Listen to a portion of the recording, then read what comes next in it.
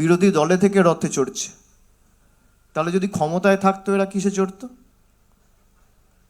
কিসে চড়তো?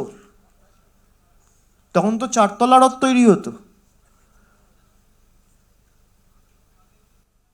70টা এমএলএ পেয়ে রথ, তাহলে এরা যদি 200 পার করতো কি হতো? বা আরো 70টা আসন বেশি পেতো কি হতো? কে চিকেন প্যাটিস বিক্রি করবে আর কে ভেজ রোল বিক্রি করবে বিজেপির নেতারা ঠিক করছে। বিজেপির বিহারের উপমুখ্যমন্ত্রী বলছে মাছ মাংস বিক্রি করা যাবে না। কারা মাছ খান একটু হাত তুলুন তো, কারা খান?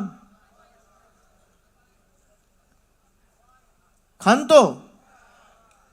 আপনাদের এলাকা দিয়ে যখন রথ যাবে একটু মাছ মাংস ডিম খাওয়াবেন, এদেরকে রান্না করে দাঁড় করিয়ে রাখবেন, না খেলে না খাবে। অতিথি দেবো ভব, বাসুদেবা কুটুম্বকম। আমাদের কৃষ্টি সংস্কৃতি তো আমাদের তাই শেখায় যে বাইরে থেকে যদি কেউ ঘুরতে আসে আমরা অতিথি আপ্যায়ন করব, আমাদের আতিথেয়তায় যেন তারা মুগ্ধ হয়। কারোর বাড়িতে কেউ এলে কেউ মিষ্টি আনে, কেউ দই আনে, কেউ সন্দেশ দেয়, কেউ শরবত দেয়। আবার যদি মায়েরা একটু বেশি করে রান্না করে তখন ভাত দেয়, সাথে একটা ডিম থাকলে ডিম দেয়। আমি বলবো মাছ মাংস সব তৈরি করে রাখবে, হাতে করে নিয়ে দাঁড়িয়ে থাকবেন বাবুদের জন্য। বাংলায় কে মাছ খাবে কে মাংস খাবে বিহারের উপমুখ্যমন্ত্রী ঠিক করছে।